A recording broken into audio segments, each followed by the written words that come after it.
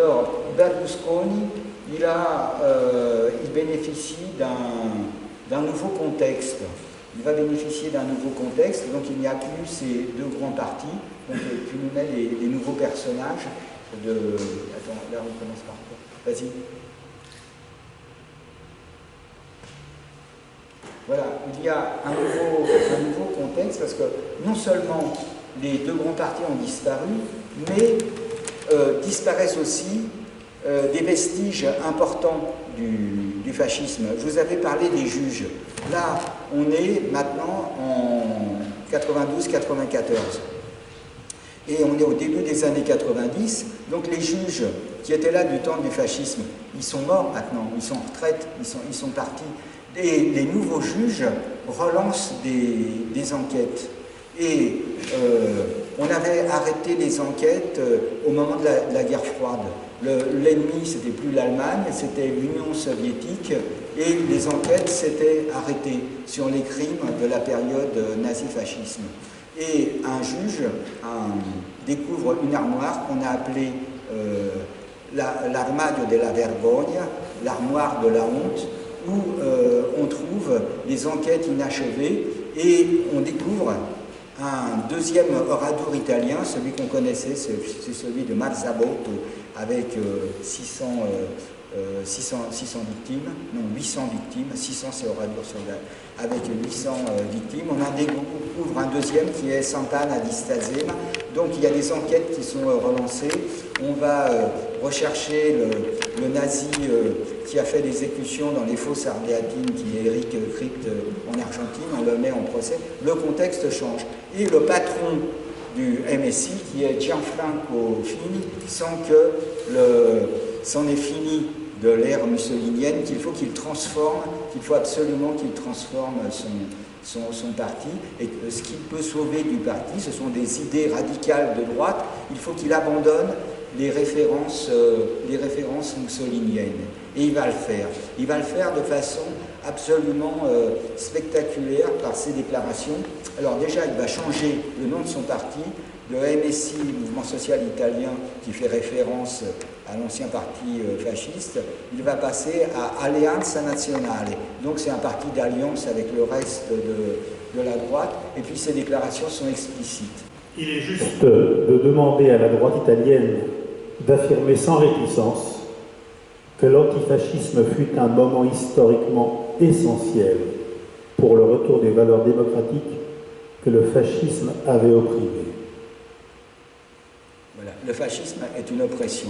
Voilà ce qu'il dit. Et un peu plus tard, je crois que c'est à Jérusalem, en 2003, quand il est ministre de l'Intérieur, il déclare « Les infâmes lois raciales voulues par le fascisme doivent être dénoncées. » Il qualifie cette période comme l'époque du mal absolu. Voilà, l'époque du mal absolu par le représentant du parti fasciste. Donc, c'est ce qu'on appelle en italien la svolta di Fiuggi. C'est le retournement complet donc, du parti fasciste. C'est pour expliquer comment du fascisme on passe, vous voyez, au post-fascisme.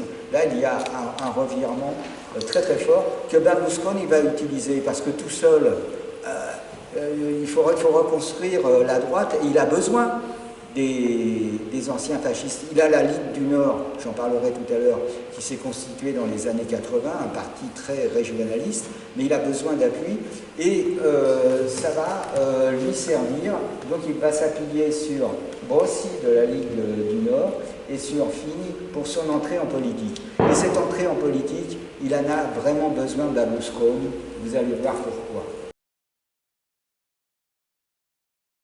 La magistratura con le sue inchieste sulla corruzione ha cancellato un'intera classe politica. Voi dovete prendere una posizione netta contro il protagonismo dei giudici.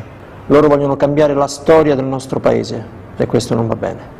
I sondaggi dicono che se ci fossero oggi le elezioni, la sinistra avrebbe una maggioranza schiacciante. Questo il paese non se lo può permettere. Non se lo può permettere il paese o questa azienda? L'anno prossimo ci saranno le elezioni politiche e questa volta il nostro gruppo vuole intervenire direttamente. E tutti devono dare una mano, le nostre televisioni, le nostre star e i nostri giornali. I moderati oggi sono figure sfocate, mediocri, gente senza carisma e temo che l'unica soluzione sia una nuova forza politica guidata da me. Perché parla dei moderati? A lei non gliene importa niente.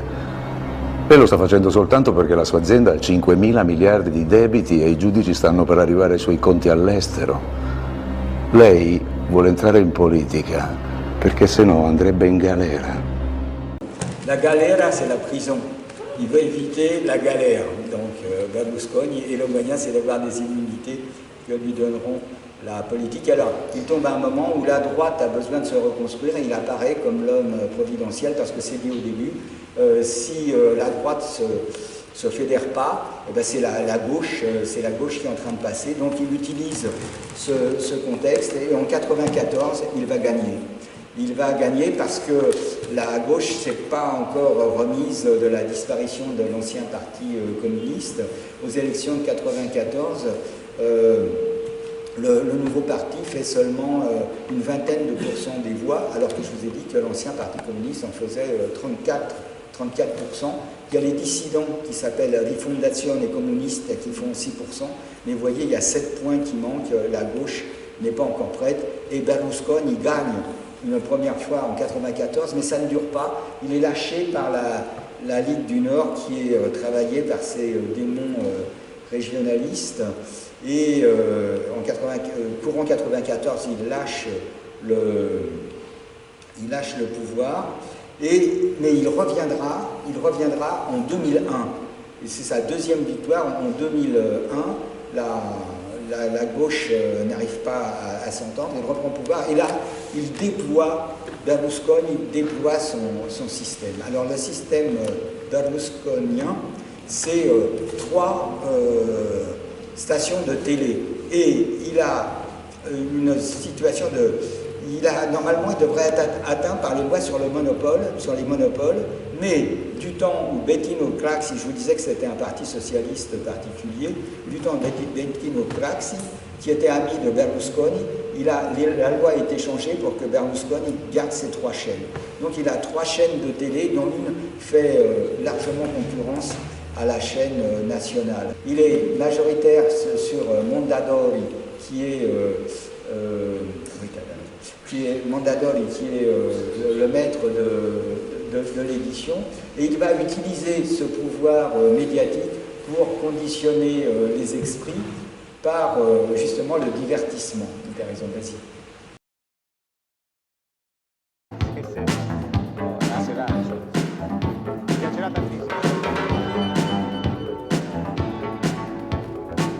E allora, che cosa mi dite qui? Che preferivate la televisione di Stato? No! Con 2 canali uguali, grigi, e i programmi che finivano alle 11 di sera, e con quelle ballerine tutte vestite. Era questo che volevate? No! Hanno cercato di fermarci, hanno cercato di oscurarci, ma noi li abbiamo bloccati, e non l'ho fatto per me, l'ho fatto per voi, perché voi aspettavate tutto questo da anni. E allora andiamo a cominciare!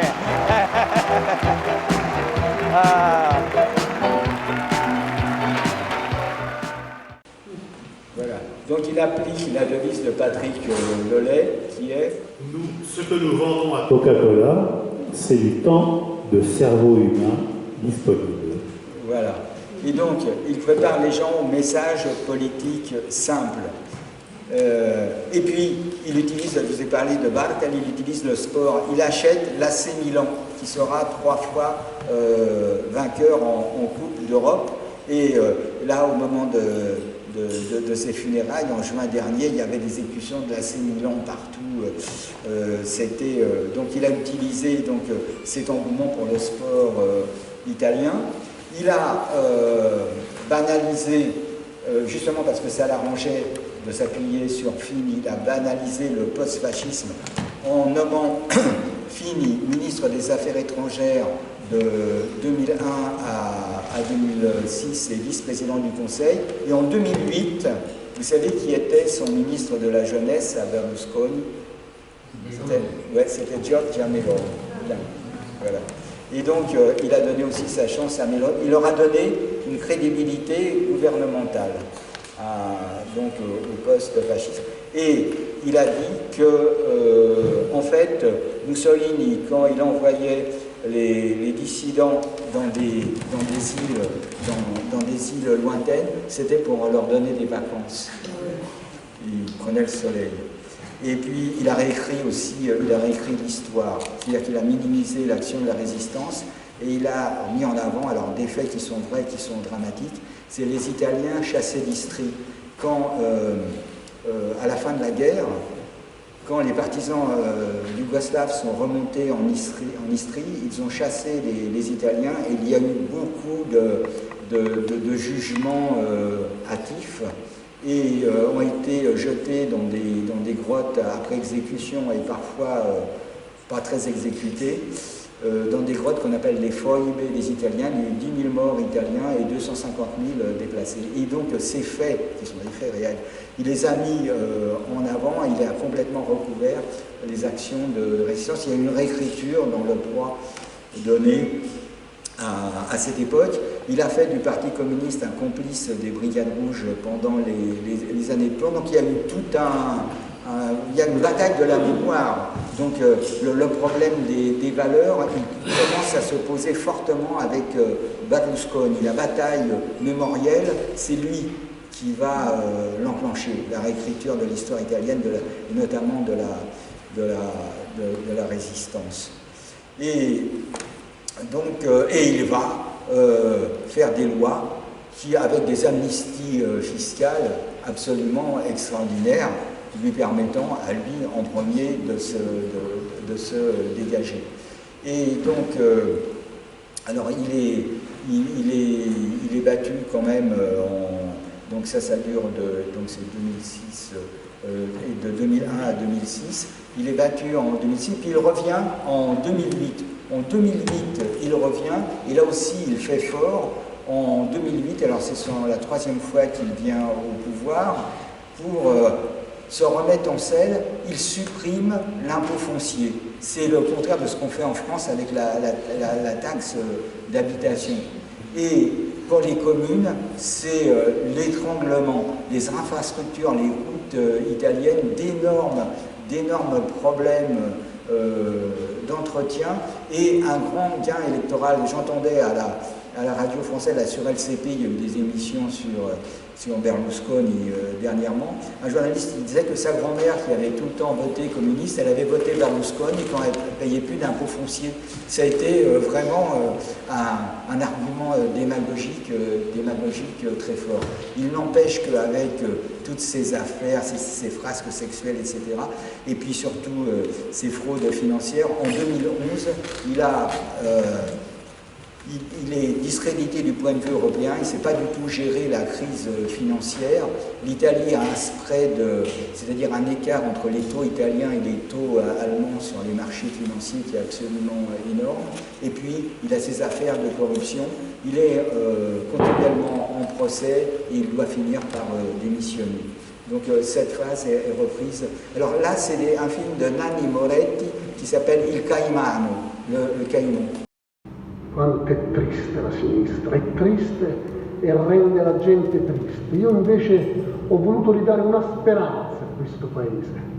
Purtroppo la metà degli italiani non riesce nemmeno a sperare perché sa solamente odiare. La sinistra solo questo sa fare, odiare me. Lei versava ingenti somme di denaro pagando stabilmente magistrati perché compissero atti contrari ai loro doveri d'ufficio.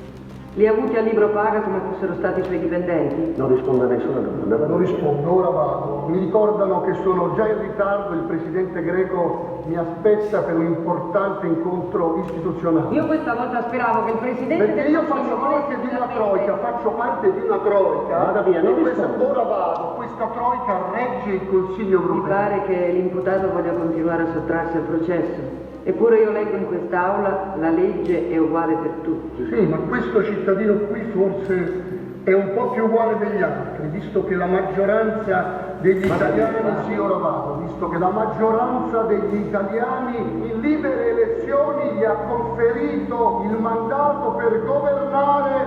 I miei alleati non erano nessuno, erano fascisti. li ho portati al governo, li ho fatti diventare ministri. Erano democristiani che si flagellavano, si battevano il petto in mezzo alla strada, li ho rassicurati. Quelli della Lega Nord, poi.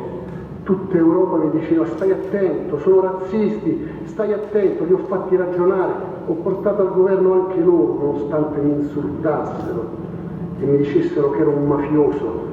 Tutti al governo ho portato, tutti. Ce ne fosse uno che mi ha telefonato oggi. Voilà, il est lâché par ses alliés, ses troupes. Et donc, c'en est fini avec Berlusconi, mais il n'est pas le seul à avoir marqué cette période. Un autre personnage marque cette période qui commence avec la disparition des partis, c'est Romano Prodi. Et lui, il va donner à l'Italie un goût de l'Europe.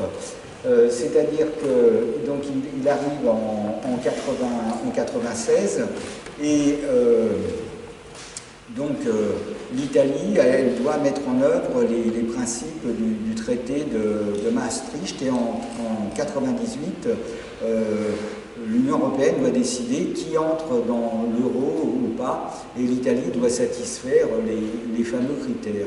Et divers représentants des pays européens pensent que l'Italie n'y parviendra jamais. Hein, le Portugal, l'Italie, la Grèce, ce sont les pigs. Portugal, Italie, Grèce, Spain. Les pigs, les cochons, ils n'arriveront pas, c'est les pays du Club Med. Eh bien, l'Italie y arrive. Elle, en 98, elle entre dans la zone euro et Prodi a réussi son pari. Et d'ailleurs, en 99, il sera président de la Commission européenne. Et puis, donc, il réussit en 96, il a réussi à faire gagner la gauche dans une organisation qui s'appelle l'Ulivo. Il a réussi à réunir 18 mouvements qui ont permis donc sa montée au pouvoir. En 2001, il perd les élections, mais l'Ulivo se ressaisit en 2006 avec une coalition qui s'appelle désormais l'Unione, et la gauche va s'organiser. Elle va s'organiser, surtout ce qui va se passer, c'est que le PDS, qui est né de l'ancien Parti communiste, va se rapprocher des chrétiens de gauche de Romano Prodi, et c'est là que va être créé l'actuel PD, Partito Democratico. Voilà, c'est l'actuel parti italien, et qui est vraiment maintenant un parti social-démocrate, c'est-à-dire que des gens comme Renzi, qui est, on le qualifie parfois de social-libéral, il fait partie du Partito Democratico, il vient donc des chrétiens de gauche qui se sont agglomérés avec les anciens communistes, et là, la gauche prend sa forme, la gauche italienne prend sa forme définitive en 2007, et puis en 2008, elle perdra les élections par des dissensions internes, et aussi parce qu'on dit que Berlusconi a acheté certains membres du gouvernement qui en sortent, qui le fragilisent. Donc c'en est fini de la gauche au pouvoir sur cette période. Et pour en terminer avec la période Berlusconi, deux partis prennent de l'importance. C'est la Ligue du Nord, créée en 89.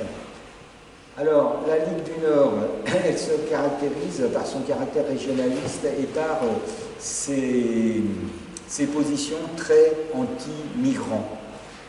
Et puis, ce qui la caractérise, c'est l'anti-Europe.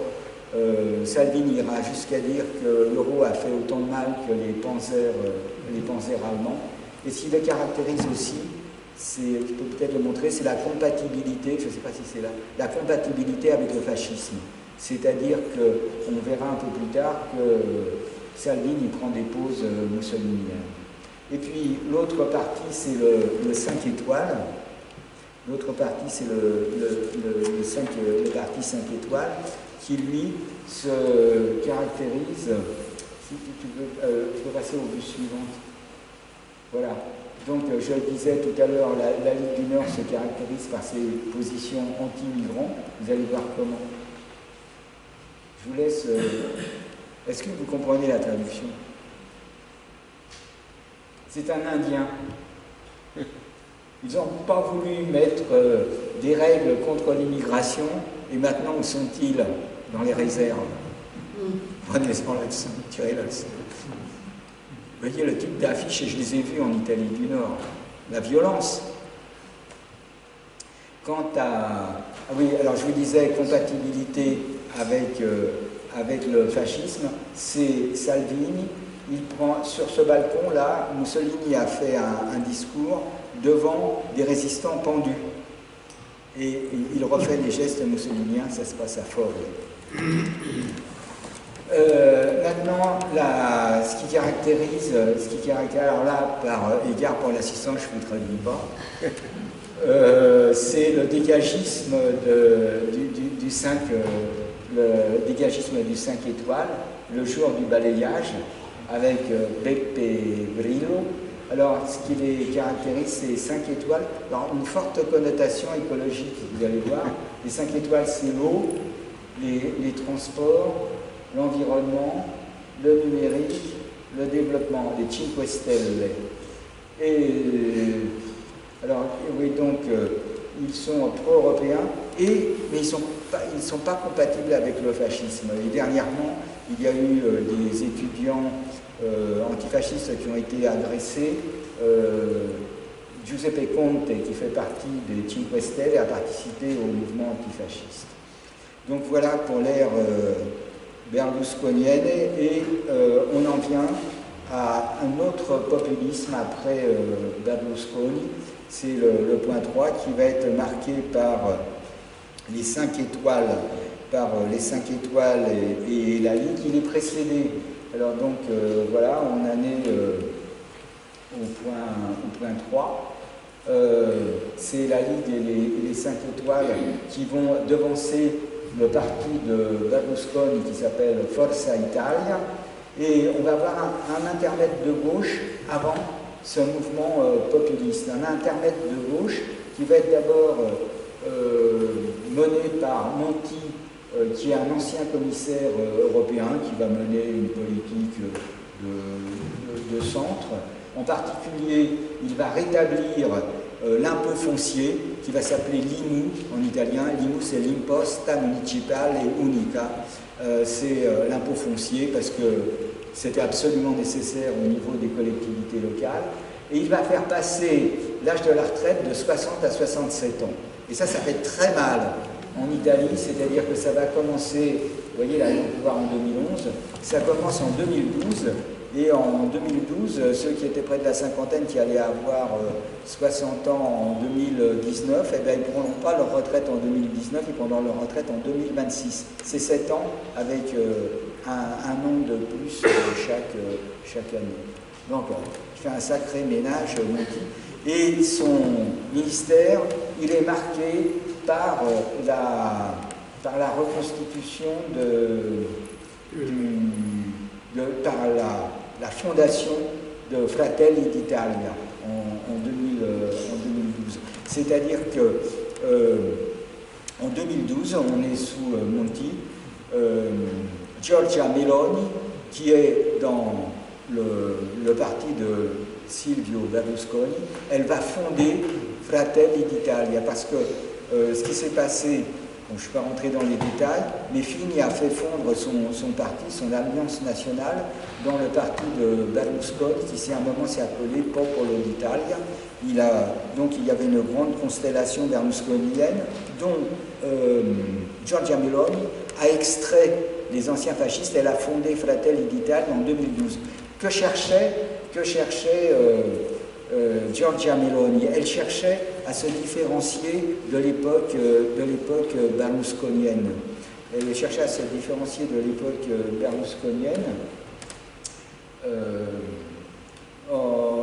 par l'honnêteté, c'est ce qu'elle met en avant, par l'honnêteté et la sincérité. Voilà, l'égalité et honnêteté. c'est comme ça qu'elle essaye de caractériser son mouvement. Donc, elle n'essaye pas vraiment de restaurer un culte de Mussolini, elle essaye de s'extraire de la mouvance berlusconienne qui était déconsidérée. Mais pour fonder son parti, elle a besoin de ce que j'appellerais la vieille garde, qui, elle, tient au symbole mussolinien. Et ça peut expliquer que ce soit cette filiation qui soit revendiquée au moment où elle fonde son parti, parce que clairement, vous voyez, elle se réclame de Giorgio Almirante. C'est un montage qu'elle a diffusé, de Giorgio à Georgia. Donc la filiation, là, au moment de la création, elle est clairement revendiquée, et ça se passe en 2012. C'est Giorgia Meloni qui a refondé un parti post-fasciste que Fini avait sabordé et fondé et fusionné dans le berlusconisme. Vous voyez, l'histoire italienne est assez compliquée. Donc, ça se passe sous le gouvernement Monti. Après le gouvernement Monti, c'est un gouvernement l'État. Le centre-gauche continue. Et le gouvernement l'État, il est assez coincé parce qu'il sort des élections de 2013. Il n'a pas les mains très libres, ce gouvernement l'État, parce que contrairement à ce qu'on pouvait attendre, le parti de Berlusconi n'est pas mort, et en 2013 il fait encore 20%, ce qui limite les possibilités du centre-gauche. Il y a au gouvernement Forza Italia, le parti de Berlusconi. Et ce qui marque le ministère Letta, c'est l'opération Mare Nostrum. En octobre 2013, c'est le premier grand naufrage. Il y a 366 noyés au large de Lampedusa. Et à l'honneur de l'Italie de cette époque, les sommes qui ont été consacrées à l'Italie pour le sauvetage ont atteint un niveau que n'a jamais atteint Frontex, qui est l'agence de sécurité européenne. L'Italie, à elle seule, a sauvé plus de migrants que Frontex actuellement du temps de l'État, mais ça n'a pas été possible compte tenu des finances italiennes de persister. Et en novembre 2014, Mare Nostrum s'est arrêté. Mais le gouvernement, la période de l'État sera marquée par ce souci humanitaire à son honneur. Et c'est à cette époque aussi, ça se passe en 2013, que Berlusconi, que je vous ai dit, son parti a encore émergé aux élections de 2013, il va être destitué de son mandat de sénateur. Ça se passe en 2013, et là, il n'était plus au gouvernement, il va complètement sortir de la vie politique. Donc c'est la fin vraiment du berlusconisme, et va commencer cette période de populisme avec les... Alors, voilà. Non, après l'État, il y a Renzi. Alors, Renzi bouscule l'État. Renzi, c'est un cogneur. Les Italiens ont appelé son mouvement celui des rotamatori. C'est les rétameurs, c'est ceux qui mettent le vieux matériel à la casse. Ils voulaient tout changer. Et il introduit un libéral socialisme, je ne sais pas comment on pourrait appeler ça. Il veut une flexibilité du droit du travail, et il abolit un article du Code du travail emblématique italien qui est l'article 18. C'est-à-dire que les entreprises italiennes devaient reprendre un salarié s'il gagnait devant les prud'hommes dans un différend avec son entreprise, s'il pouvait entraîner des tensions.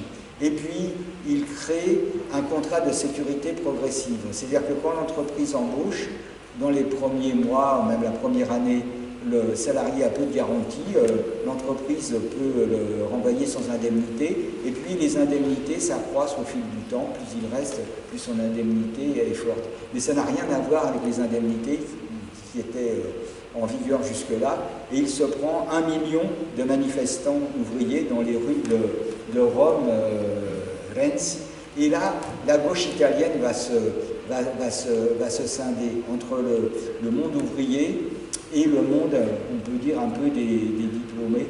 Et là, c'est une cassure forte qui va se produire entre Rennes et les syndicats ouvriers. Rennes, il va jouer son va-tout en décembre 2016.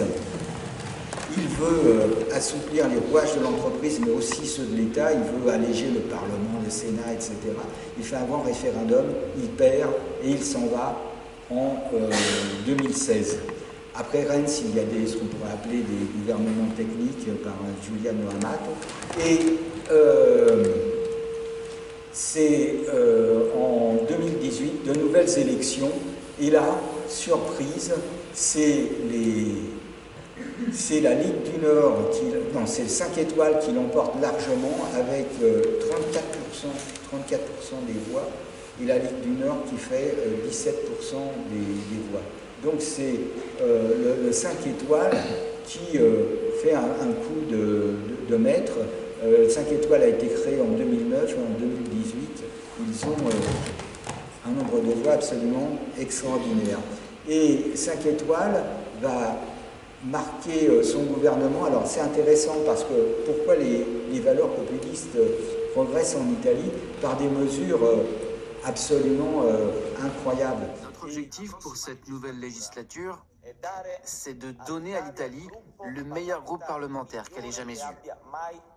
Le mouvement 5 étoiles veut donner une opportunité à toutes les personnes qui ont changé d'opinion sur les vieux partis. Nous voulons gouverner et nous voulons qu'à notre projet participent toutes les personnes déçues des vieilles forces politiques. Du point de vue des retraites, on disait en Italie, la retraite est en 67 ans. Mais pour 70% des Italiens, eh bien, ils ont pu prendre leur retraite avant 67 ans, vers 62, 63 ans. Parce que le 5 étoiles a établi la quota 100.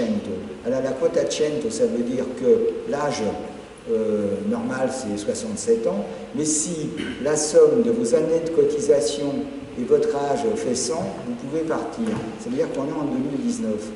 Quelqu'un qui a cotisé, qui a 60 ans en 2019, et qui a cotisé 37 ans, ça lui fait 97. Il ne peut pas partir. Il a 60 ans, ça lui fait 97. Il attend 2 ans.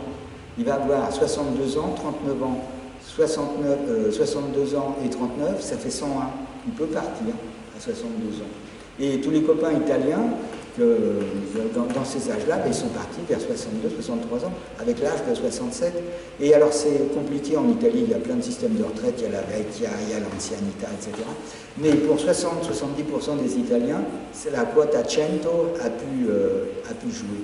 Et donc les chiffres qu'on dit sur la retraite, ils se vérifient pas. Et l'autre grande mesure, c'est le reddito di cittadinanza, c'est le revenu citoyen.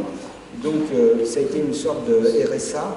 C'était une sorte de RSA, ça a concerné 1 500 000 familles et ça a coûté cher à l'Italie, à peu près ce qu'elle payait tous les ans en intérêt de sa dette. Ça a été réformé dernièrement. Donc, des partis qui ont récolté des électeurs avec des mesures, mais qui ont accru la dette italienne de façon assez fantastique.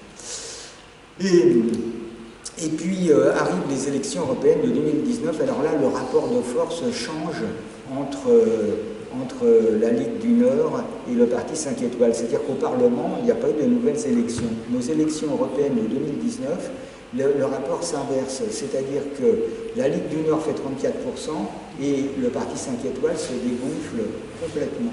Et là, Salvini se croit tout permis. Il a eu 34% des électeurs et il va mettre le gouvernement sous son emprise et mettre en pratique ces 4B. Alors il dit, moi je suis contre. Alors ces 4B, c'est les barconi. Les barconi, c'est les gros bateaux qui viennent charger de migrants. Il est contre les barconi. Il est contre les burocratici, c'est les bureaucrates, tout ce qui est paperasse, etc., les élites, hop, dehors. Il est contre les buonisti. Alors j'aime bien le mot, les buonisti, c'est les bons pensants, les humanitaires.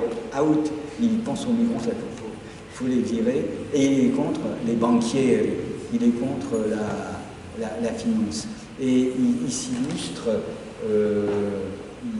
il s'illustre en mettant en prison Carole Rackete. C'est une jeune capitaine d'un bateau qui s'appelle Sea-Watch 3, qui a à son bord 53 migrants qui meurent de soif et que personne ne veut accueillir. Elle force les douanes italiennes, elle les accroche et Salvini la jette en prison. Bon, il y a des manifestations, etc. Elle est libérée. Et puis, il est le copain des démocraties illibérales. Et en particulier, c'est un grand copain de Poutine. Et il aime bien un maillot avec Poutine qui glorifie l'armée russe. Voilà, Salvini avec son beau maillot. Mais Salvini, il soutient quand même l'Ukraine, quand même. Hein. Alors, quand il y a des Ukrainiens en Pologne, il va les soutenir et il dit oui, Poutine c'est un méchant, je suis pour l'Ukraine. Et là, il a le maire d'une commune de la commune de Pologne qui lui dit mais c'est bizarre parce que vous avez toujours été de cet ami-là. Et il lui ressort son maillot que les journalistes ont pris en photo. Là, je crois qu'il a assez mal. Donc voilà le personnage, et il pense qu'il peut être Premier ministre, et la Ligue à un moment s'appelle Liga per Salvini Premier. Il veut être Premier ministre parce qu'il se dit s'il déclenche des élections, avec les résultats qu'il a eus aux européennes, il va passer, c'est sûr. Et il ne voit pas comment il peut être, par quelle coalition il peut être remplacé, parce que les 5 étoiles, il ne peut quand même pas s'allier avec le PD. Le 5 étoiles, c'est un parti anti-système, c'est le parti du balayage, c'est pas possible. Eh bien si, il va y avoir alliance du 5 étoiles avec le PD, et ça va être le gouvernement Conte 2, et donc Salvini, il est court-circuité. Il n'est plus dans la course, et Conte 2, il va être confronté au mouvement des sardines. C'est-à-dire que là, il y a une prise de conscience en Italie de la société civile. Les Italiens de gauche s'aperçoivent qu'ils ont échappé belle. On était à 2 doigts d'un Salvini Premier ministre. Et des jeunes lancent un mouvement qui rassemble par des messages sur Internet, qui réunit 5000 personnes à Bologne en novembre 2019, et 50 000 au même endroit ensuite, au début 2020, et ça marche. Et ça marche aux élections régionales de 2020. L'Émilie-Romagne, qu'on croyait en bascule et qui risquait de passer à droite, reste à gauche pour 8 points. Et la Toscane, un peu plus tard, c'est la même chose. Et puis, Conte 2 est confronté aussi au Covid. En France, au printemps 2020, en mars 2020, on avait 3 cas. En Italie, on en avait déjà 150. Et il y a eu, quand on a fait le bilan en janvier 2023, il y avait 30 000 morts de plus en Italie qu'en France. Donc, et c'est pour ça que l'Italie avait des fonds à gérer assez importants pour le Covid, que Conte n'a pas su vraiment bien utiliser. Et pour toujours garder de l'électorat, il a instauré lui aussi une mesure assez folle du point de vue financier. C'est ce qu'on appelle en italien la ristrutturazione edilizia. C'est-à-dire c'est une prime, c'est une sorte de prime rénov. Si vous faisiez renouveler complètement, restructurer votre maison en Italie, on vous remboursait à 110%. Ça s'appelait Super Bonus 110%. Et le slogan du gouvernement, c'était Ve lo facciamo gratuitamente. Ça a coûté 3 fois les intérêts que l'Italie paie pour sa dette. Ça s'est répandu dans tout le pays et ça a marché à l'envers. C'est-à-dire que les entreprises sont allées vers les gens les plus riches parce que c'est plus rentable d'avoir un gros chantier avec du matériel qui coûte cher, ça donne des marges. Et ça a été assez peu utilisé par les gens les plus modestes, et ça a coûté des sommes absolument énormes, beaucoup plus que le revenu citoyen, la quota 100, etc. Et ça a duré jusqu'en juin 2022. Donc tous ces mouvements ont essayé de rameuter les gens par des mesures absolument dont ils ne calculaient pas les répercussions financières, et ça s'est vu avec Conte II qui finit par tomber parce que Matteo Renzi a des différends avec Conte, et on va aller vers un gouvernement Draghi. Alors, le mouvement des sardines a comme hymne la Bella Ciao, c'est-à-dire que Bella Ciao, c'est un chant qu'on connaît par les partisans, mais qui est au départ un chant des femmes qui vont à la rizière et qui chantent leur souffrance et leur espoir en des mondes meilleurs. Oh mamma mia, oh che tormento, oh bella ciao, bella ciao, bella ciao, ciao, ciao, mamma mia, oh che tormento,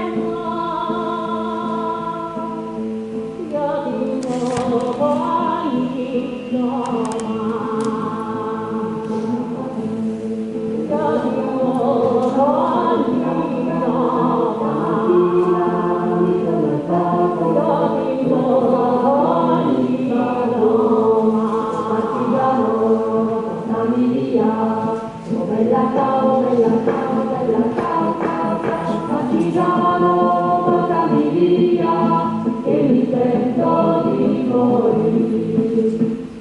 Donc, vous voyez, dans les deux chants, ça se termine. Demain, nous travaillerons en liberté, et le chant du partisan, c'est le partisan mort pour la liberté.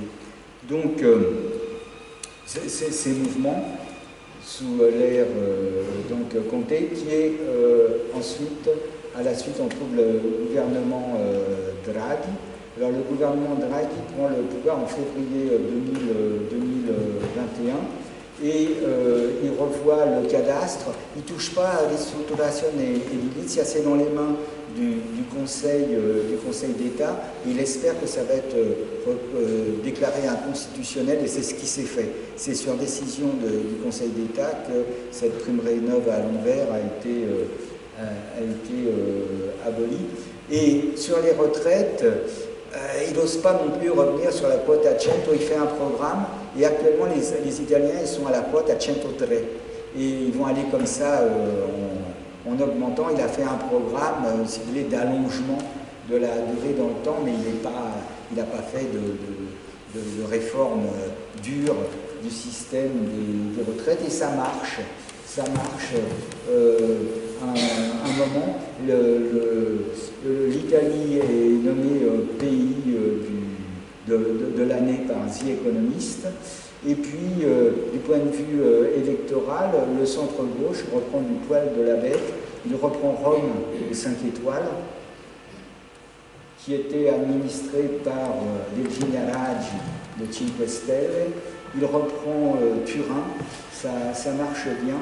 Et puis arrive l'invasion de l'Ukraine, et là, Draghi n'arrive pas à gérer, parce que augmenter les impôts en Italie, ça n'augmente pas les recettes, ou très peu. C'est une vraie passoire, tellement le pays a été drogué à la fraude fiscale par Berlusconi.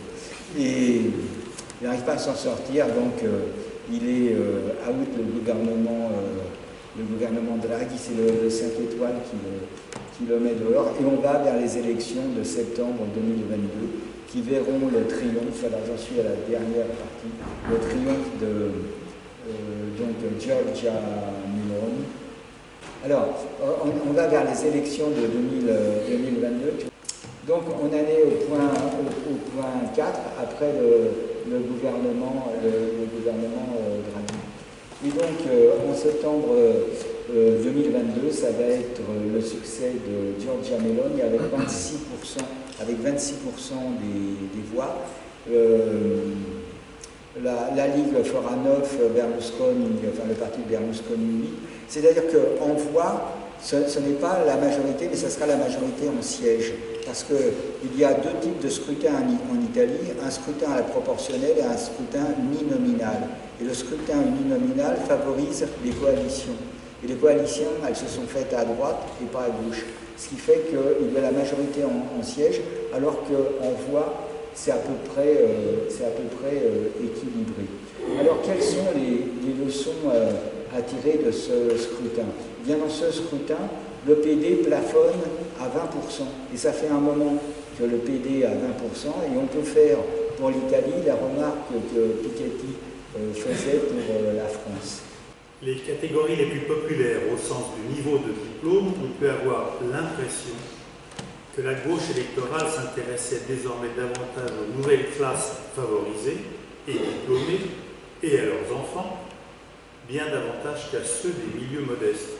Autrement dit, la gauche électorale est passée de parti des travailleurs au parti des diplômés. Voilà. C'est exactement ce qui s'est passé en Italie. Donc, un déclin du PD, une volatilité à droite. Alors, ce qui s'est passé, je ne l'avais pas dit tout à l'heure, mais c'est que le gouvernement Draghi a été un gouvernement de coalition, sauf Fratelli d'Italia.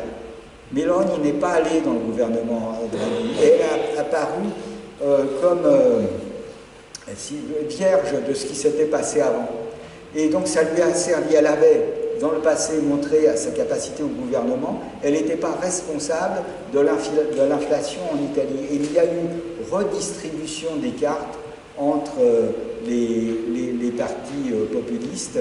Et donc, là, c'est Meloni qui a pompé toutes les voix de Salvini. Et ça s'est vu aux élections de février 2023 en Lombardie. En Lombardie, c'était tout le temps la Ligue du Nord qui faisait plus de 50%. Là, c'était Fratelli d'Italia. La Ligue du Nord, elle a fait 30%, Fratelli d'Italia, il y avait 50% en Lombardie. Ça a été complètement une redistribution des cartes à droite, avec cette majorité. Donc, vous voyez, je parlais d'une majorité en siège à l'Assemblée. Donc, c'est la domination donc donc les partis là en bleu, ce sont le parti centre-droit, voilà, c'est surtout les partis centre-droit, ils sont pas différenciés. En fait, ils s'appellent ça centre-droit. Par coalition, je te rappelle. On a choisi cette. Donc il y a Fratelli d'Italia.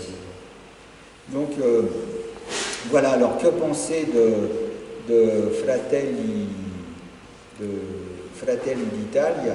Donc si on regarde les positions de Meloni, elle s'aligne sur... elle n'a pas de dissension avec l'Europe, contrairement avec Orban, par exemple, ou avec les Polonais. Elle reste dans la ligne européenne. L'Italie a participé aux livraisons d'armes à l'Ukraine sans réticence. Mais il y a toujours ces réticences, ces références au fascisme qui existent avec des déclarations des gens qui entourent Meloni. Et ce qu'on peut se demander surtout, c'est comment se fait-il qu'il y ait eu ce trou de la mémoire italienne, comment ce parti qui a tout de même des références fascistes, j'ai essayé de le montrer, est arrivé au pouvoir. Alors ça peut s'expliquer de diverses façons. Il y a la défascisation imparfaite dont j'ai parlé au début, et le fait que les Italiens ont vécu 20 ans de fascisme. Pendant 20 ans, ils ont mijoté. En France, Pétain, ça a duré 4 ans. C'est plus que les Allemands avec Hitler. Le vingtaine fasciste à Hitler, c'est 1933 à 1945. Les Italiens, c'est 1923 à 1945, si on compte le nazi, le fascisme. En tout cas, de 23 à 43. Donc c'est le vingtaine. Et ça a laissé des traces dans les familles. Soit les familles l'ont occulté, soit elles se souviennent d'un grand-oncle, d'un grand-père qui était plutôt sympathique, qui parlait de ses faits de gloire, en Éthiopie. Et il y a une prof de philo de l'Université Descartes qui s'appelle Michele Marsano, qui a écrit un livre qui s'appelle « Mon nom est sans mémoire ». À l'occasion de ces élections, elle a fouillé dans ses archives familiales et s'est aperçue que dans les prénoms de son père, il y avait Benito. Et elle a fouillé et son grand-père était un notable fasciste, mais on n'en a pas parlé. Et soit les familles ont refait une mémoire, à côté de la mémoire des historiens, d'une mémoire familiale, soit elles ont occulté. Et puis, il y a aussi la démussolinisation qui a opéré Fini, qui était très forte, qu'on a lu tout à l'heure. Il y a eu la banalisation de Berlusconi avec sa réflexion de l'histoire, ce qui fait qu'aujourd'hui, en Italie, on est face à une bataille mémorielle. Alors, je l'ai dit tout à l'heure, et c'est là-dessus que je conclurai, c'est Berlusconi qui l'a commencé par sa réécriture de l'histoire des années de plomb et aussi de la résistance. Et cette bataille mémorielle, elle a battu son plein quelques jours avant le 25 avril. Le 25 avril, c'est le jour de la fête nationale italienne. Il y a une déclaration d'Ignazio La Russa, qui est le deuxième personnage de l'État, qui a assimilé la résistance carrément à un mouvement terroriste. Il a dit, via la Selle, le 23 mars 1944 à Rome, eh bien, ceux qui ont été tués, ce sont je reprends ces termes, des musiciens allemands en semi-retraite. Et il a mis en face de ces 33 musiciens allemands en semi-retraite les 335 exécutés des fosses adriatiques qui ont été exécutés. Et donc, il a réduit à cela le mouvement de résistance. La parole, un mois auparavant, la parole fasciste s'était libérée dans une entreprise publique. Le directeur qui s'appelle, son nom m'échappe, peu importe, a paraphrasé dans un règlement d'entreprise le discours de Mussolini par lequel il endossait la responsabilité du meurtre de Matteotti. C'est-à-dire qu'en 1924, un député italien a été exécuté par les fascistes, on l'a retrouvé un peu comme Aldo Moro, et il s'est avéré que les fascistes en étaient responsables, et Mussolini a dit si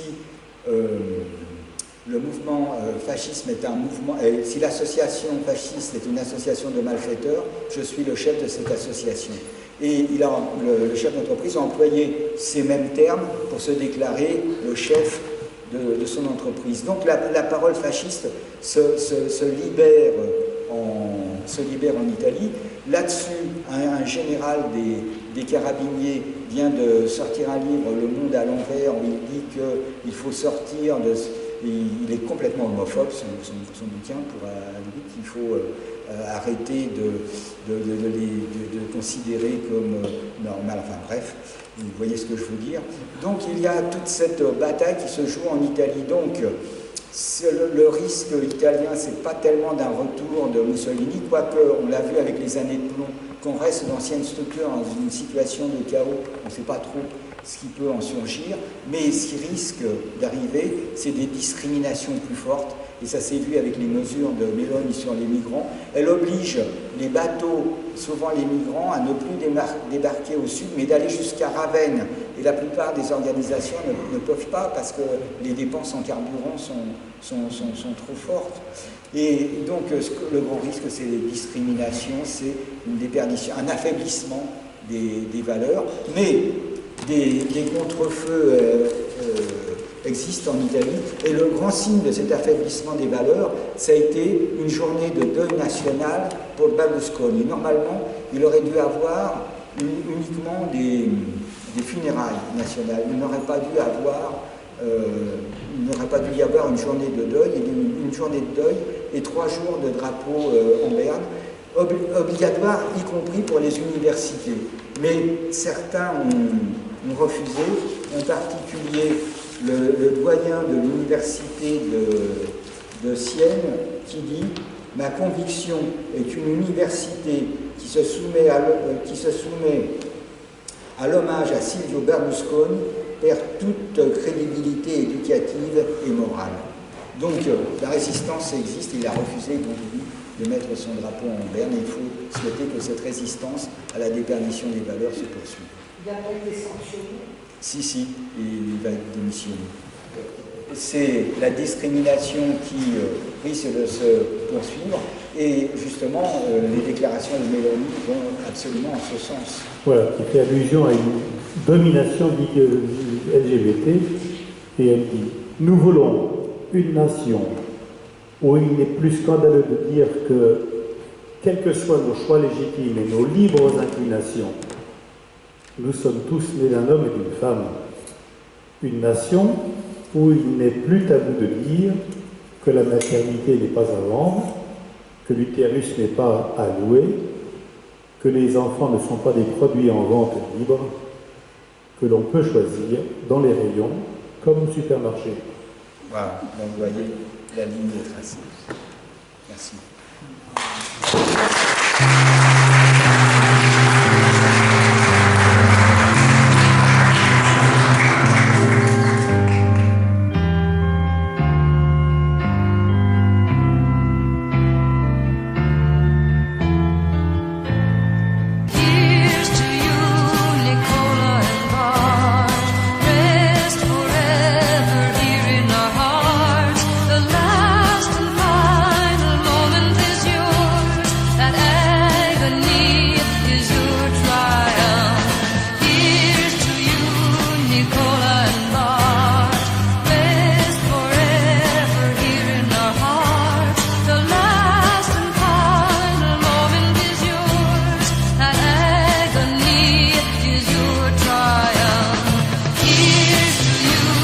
Nicola and